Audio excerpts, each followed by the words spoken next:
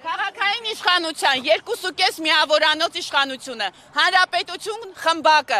մյուսները, ովքեր թանկացման, թալանչիական թանկացման որոշումներ են դակում, հենց հիմա թող իջնեն, նայեն այս մարդկանց աչքերի մեջ ու տան ինչ-որ կոմպետենտ պատասխաններ։ Մարդիկ ուղղակի խնդրում են, աղաչում են, որ իրենց խնդիրը լսելի լինի, իրենց խնդրին լուծում լինի։ Կանչում են, ասում են բարերարներ գրավեք, ուզում եք միջոցներ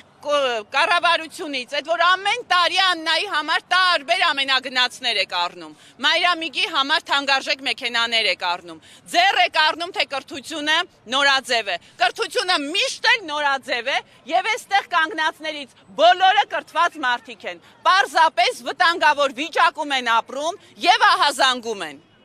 Իմացեք, որ մենք ձեզ հետ ենք, սիրելի բնակիչներ, Մայր Հայաստանը ձեզ հետ է, մենք չենք թողնելու, որպեսզի ձեր ձայնը ոտնահարվի, մենք ձեզ հետ մինչև վերջ պայքարելու ենք, թող իջնեն ու պատասխան տան։ Իջնեն պատասխան տան, թե ինչքան ժամանակ է իրենց անհրաժեշտ այս մարդկանց տարհանելու համար։ Եթե քաղաքային իշխանությունը չունի այդքան գումար, ապա թող պահանջեն Նիկոլից։ Թող Նիկոլը գա այստեղ և մարդկանց ասի, որ այստեղ 3 միլիոն վարչապետեր են կանգնած, բոլորը վարչապետ են, այս մարդիկ վարչապետեր են, ովքեր չունեն թիկնազոր, բայց իրենք թշնամու բանակի առջև կռվել են, այս պահին այս ընտանիքներում կան տղաներ, ովքեր սահմանին կանգնած զինվոր են,